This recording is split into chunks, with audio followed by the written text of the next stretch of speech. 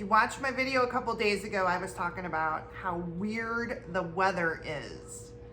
We are trapped in this crazy polar vortex down here in Arkansas. It's 20 degrees today. That's crazy ridiculous. They're saying by Monday we could be in the negatives. And you know how we're always talking about how important it is to prep and be prepared? Yeah, my furnace is out. So we have these things down here in the south called heat pumps. They only work well in very temperate climates, like whatever your average low temperature is, 30 or above, they work fantastic. Whenever your temperatures drop, they don't work so well on the heat department. So ours went completely out. Thank God. We have the wood stove that you can see behind me that has a blower on it. And because I live in a super small, tight-knit community, I ran out of wood 2 days ago. I jumped on our local Facebook group and I said, hey, I'm out of wood. I had so many people offer to help. I had a guy deliver wood. I wanted 3 brick, which is almost a cord. The guy said, hey, I can only get 1 out to you. I'm gonna drop it off. My guy will stack it and you just pay me when I get the rest of it to you. And yeah, he got the rest of it to me yesterday. So I now have almost a cord out there stacked, the whole thing. So delivered, stacked, mixed hardwood, mostly white and red oak, which burn amazing. And it was like 190 bucks. So super grateful and thankful for that. And that's one of the reasons why I love living here. We are just community. So there's 3 things I want to talk about today, and community is one of them. First of all, I'm going to start with, you may notice that one of my videos is down. I put a video out. I got a ton of pushback on it. A lot of folks really, truly misinterpreted what I was trying to say and felt that I was saying things and taking a position that I absolutely was not taking. The point of my video was, your realtor is limited on certain things they're allowed to tell you. And in my mind, they are big things which could strongly affect your quality of life. We are not allowed to talk to you at all about crime. So let's say you're moving to a new part of the country that you've never lived in before and you don't know anybody there. And your realtor is showing you houses and you're planning on your realtor being honest with you and saying, this is a good part of town to live in. This is not a good part of town to live in. Yeah, it's not going to happen because by law, we're not allowed to do that and we can lose our license over it. The same thing with schools. Let's say that you have school-age children and high-quality schools are super important to you. And you fell in love with a house in a part of town that not only has one of the worst schools in town, but in the country. Yeah, your realtor can't tell you that. They can't say, hey, yeah, the house is great, but did you know the schools here suck? So if schools are as important to you as you've just spent 3 days telling me, this wouldn't be a good house for you. Yeah, we're not allowed to say that. Same thing about the racial makeup of a community. Same thing about the religious makeup of a community. Anything that is involved in the whole protected classes, we are not allowed to talk about. Even if talking about it is to your benefit. Can't say anything. It's not just me, it's all realtors. We can lose our licenses. Federal, this is a federal national thing. National Association of Realtors, it's a federal law. So that was my whole point. My point was, do your due diligence. And I personally have not lived anywhere, and I have lived all over the country. I have not lived anywhere where you don't find crime, you don't find crappy schools, you don't find some folks who don't like to live next to other folks of certain colors, and that's all across the spectrum. And I think a whole bunch of people were thinking I was saying something that I was not saying. Okay? I was not saying don't live here. This isn't a good place to live if you're people of color. Was not saying that at all. I think the Ozarks is a great place to live, regardless of what color you are. Was not saying that I believe all white people are racist. That's absolutely freaking ridiculous. Was not saying that at all. Was not saying that only white people are racist. That's beyond ridiculous. We have seen, we watch BLM, pretty much destroy our country. And yeah, they don't like white people. If you don't like somebody based on the color of their skin alone, you are what we call a racist. Doesn't have anything to do with wanting to live in communities of like-minded people. Doesn't have anything to do with anything other than hating somebody based solely on the color of their skin, which I happen to think is stupid. That's stupid. I have met so many quality human beings in all colors, and I have met so many douchebags in all colors. Like, that is a stupid reason not to like somebody. There's a lot of other way more valid reasons.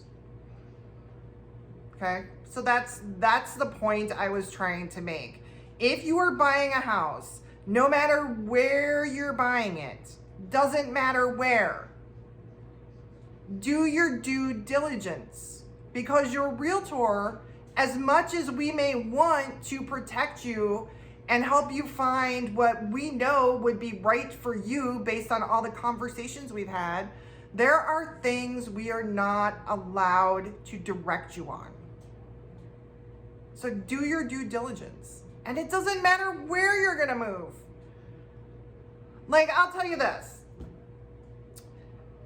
When I was looking at moving to Las Vegas, the part of town that had the lowest rent prices, that was like, oh, that is uber affordable and looks really pretty in the pictures online, had the absolute worst schools and the highest crime rates. If I would have gone there based off of what I saw online, like, my son would not have had the amazing opportunities that he had being a person with disabilities, because he needed a school that had enough money that they could hire the right kind of teachers and educators and helpers and specialists to help him get to where he got to be. There are just some concrete facts in life. There are just some concrete facts, right? One of the facts is communities with higher socioeconomic levels have better schools and tend to have lower crime rates. That shouldn't be a secret or surprise, right? Whenever you're moving rural, it's a little bit different. And thank God, whenever you're moving rural, the vast majority of the people are freaking decent human beings. They are people who believe in hard work, who share values of conservatism, who share the values of liberty, of freedom, of helping each other out. They'll drop off a rick of wood and not make you pay for it until they get you the rest of it. Like, that's the difference between rural and big city. Not saying there's no good people in the big city. It's not what I'm saying. So that's all I'm going to say about this. I'm not going to talk about this anymore ever again, ever. Let's move on to how to screw yourself if you're not paying attention to what's going on in your prepper pantry. So we have a really nice prepper pantry. And Randy and I, we're big believers in trying to have your food supply taken care of. And whenever you live in town, which means you cannot have like your own pigs and cows and whatever other kind of meat you eat. Can't raise your own dairy. Like, you got to rely on the grocery store and other growers, right?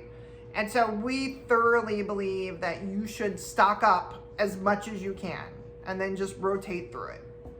So our pantry is in between our house and our garage. It's in an unheated, uncooled breezeway.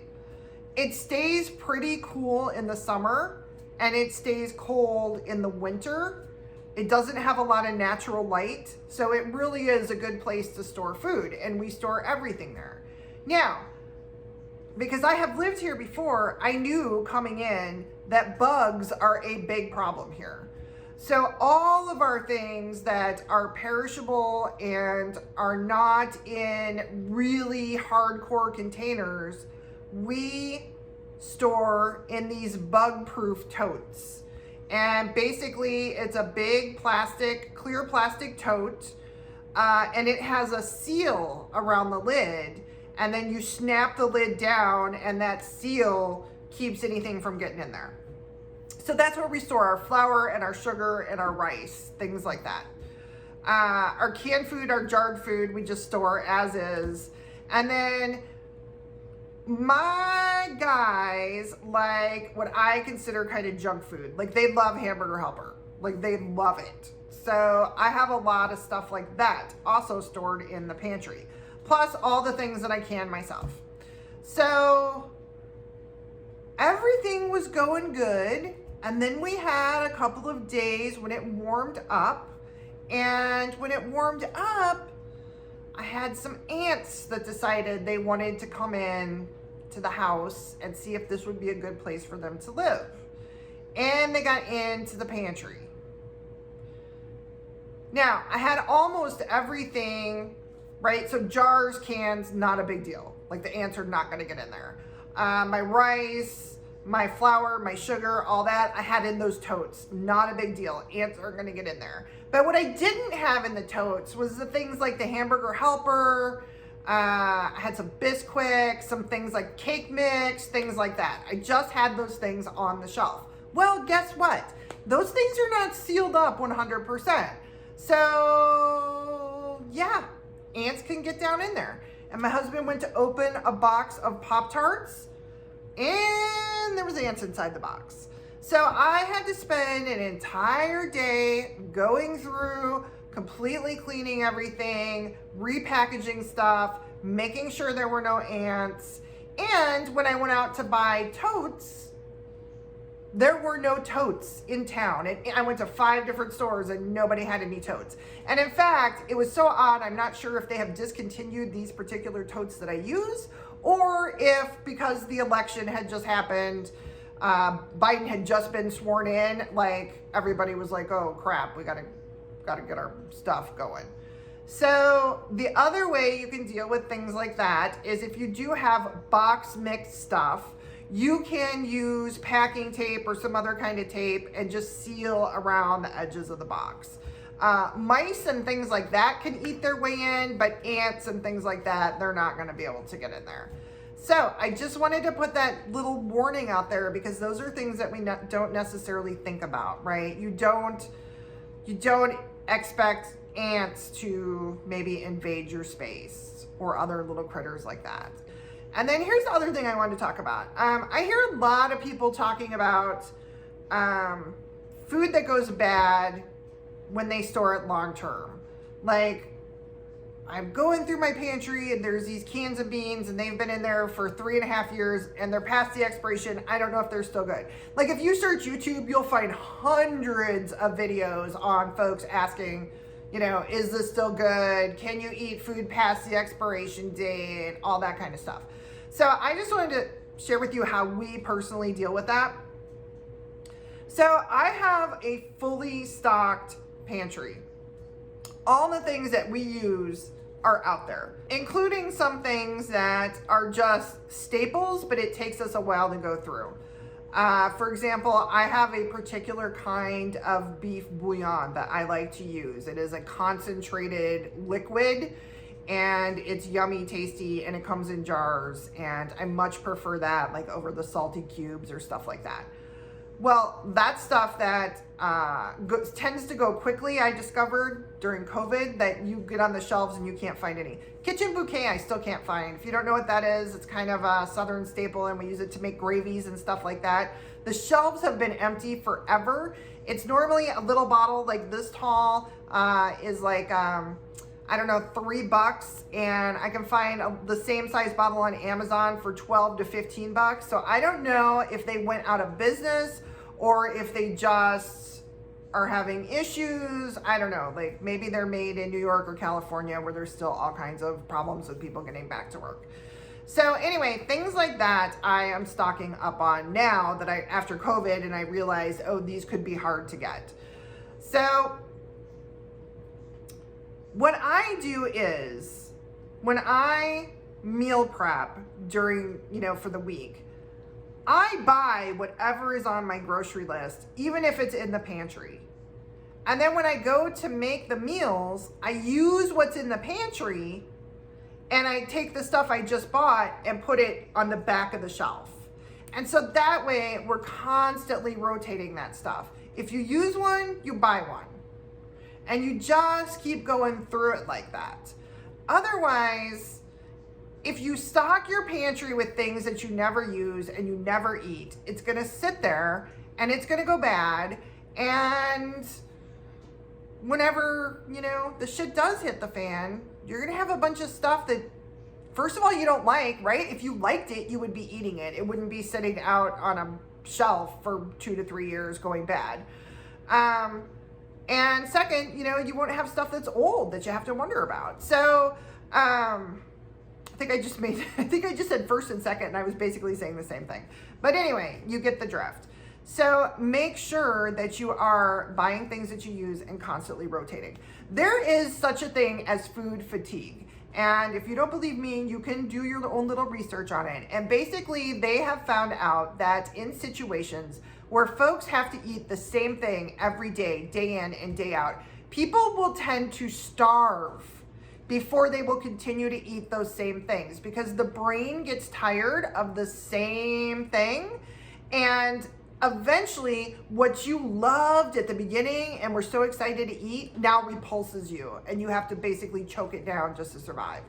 So what we do to get around things like food fatigue is we buy tons of rice. We eat a lot of rice. Rice is one of those staples that will get you through. It stores well for a long time if you store it correctly.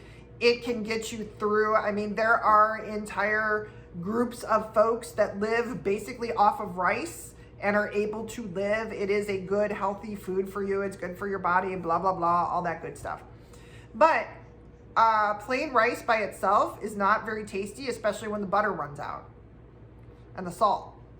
So we buy things that we could mix with rice to make a variety of different meals. Same for beans. Beans are amazing, and there's a bunch of different variety of beans. But if you get down to, you're at like the apocalypse is raging, tribulation, where you're like 3.5 and nobody can get salt, and all the cows have been eaten for meat, so it's really hard to get dairy, and you're down to a bag of beans. That's not as tasty as the beans with the herbs and the spices and the seasonings and the goodness in there, right? So we buy things that will store long term, that we can mix with our beans and our rice to make different meals to keep it going. One of the best things I think you can buy for that situation is condensed soup. Condensed soup lasts a long time on the shelf, way past its expiration date. And you would be amazed how whenever you get hungry and you've been eating the same thing for a long time, now you mix in some cream of celery soup or cream of broccoli or cream of mushroom or whatever, and all of a sudden, like, your boiled rice has turned into an amazing feast.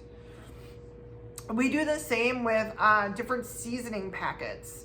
So you can buy seasoning packets if you have a food saver. And if you do not have a food saver, I strongly encourage you to get one. They are amazing and they really do extend the life of all things frozen and all things on the shelf.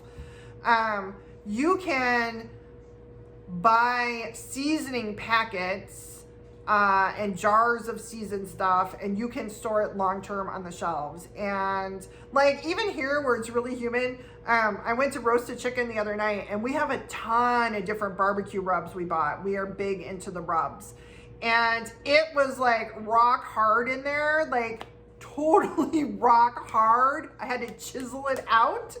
But once I chiseled it out and broke it up, it was still tasty and delicious and wonderful. So yeah, like invest in that stuff. Think about things like that. Think about food fatigue. And I'm going to tell you something else, okay?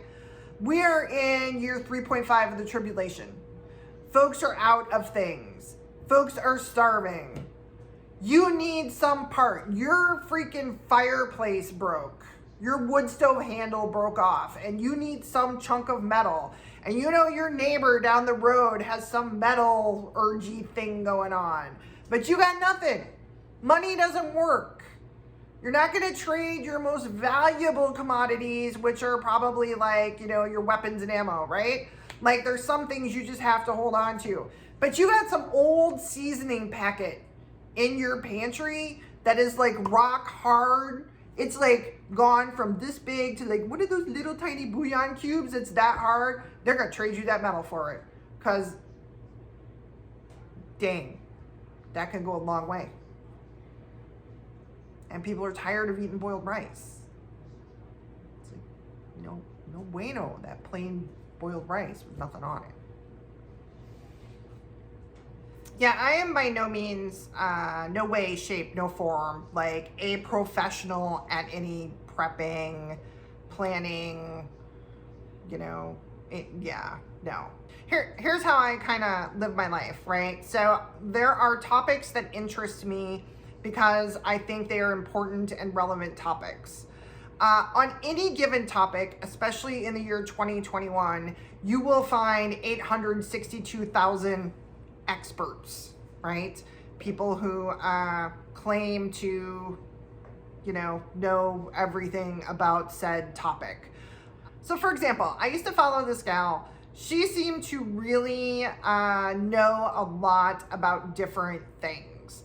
And I was so interested in her. She had been on YouTube for a couple of years. I was so interested in her. I went all the way back to the beginning and watched all of her stuff. And I do that with a lot of folks that I follow because I want to see what their progression was like. Like, how did you get from 5 followers to like 50,000 followers?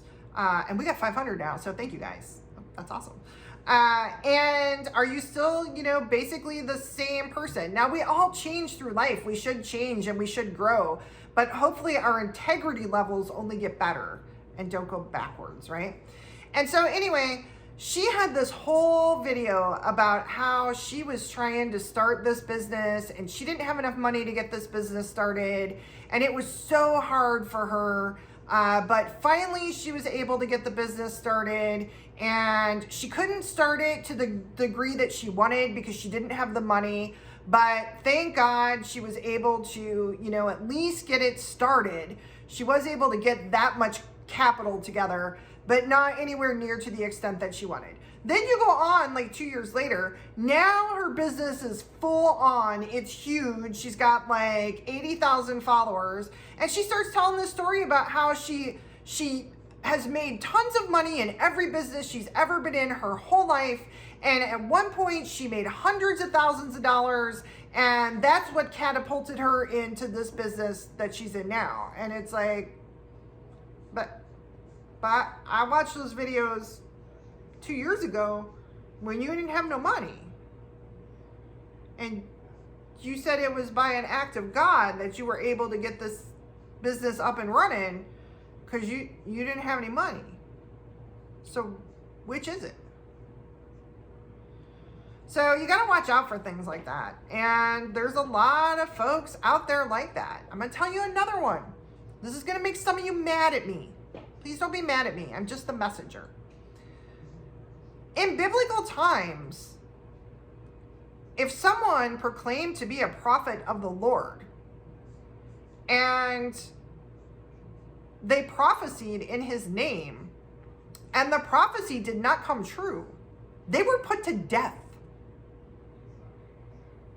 That's what a big deal it was. And so the biblical prophets that we follow, the people who are in the Bible, like Daniel, Isaiah, etc., they made the cut because the stuff they prophesied about came true. Daniel had like 100+ prophecies that so far have come true, and the only couple that haven't come true is just because, in my opinion, we just haven't gotten to that point yet. They're tribulation, end times prophecies. We're just not quite there yet.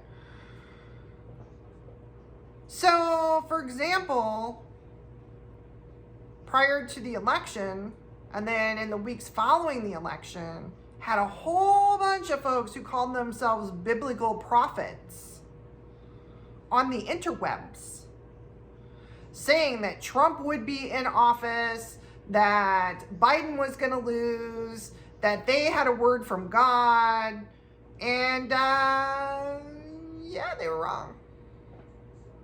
Now, could Trump get in office again at some time in the future? Maybe.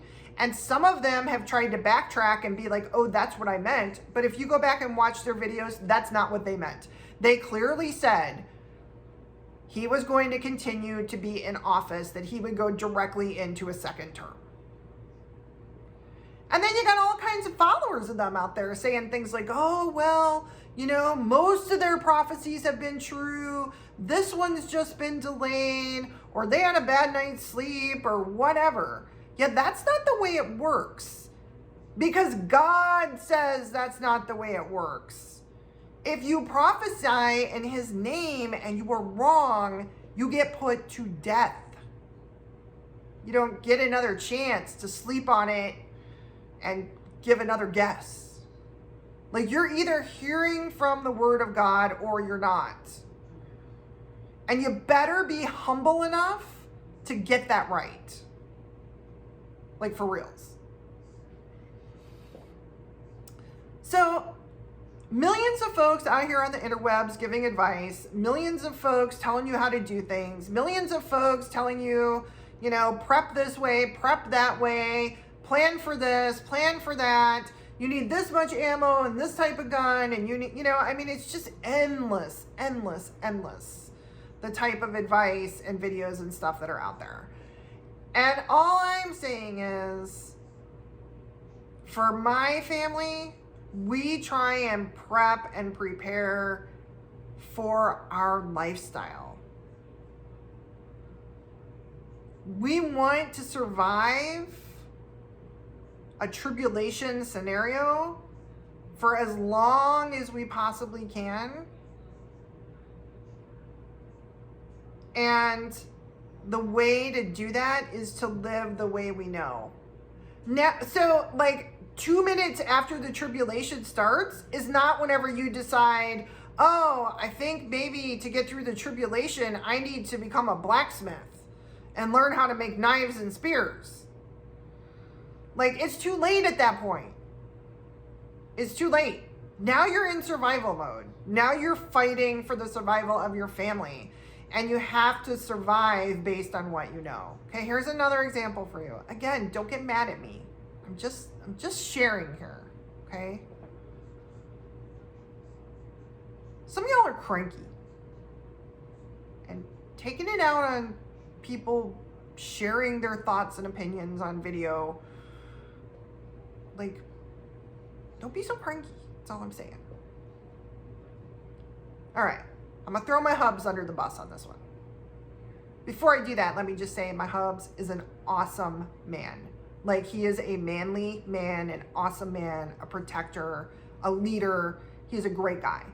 So I don't want anybody to think I am talking bad about him or making fun of him. This is just a fact that I'm going to share with you. My husband loves the idea of being a farmer.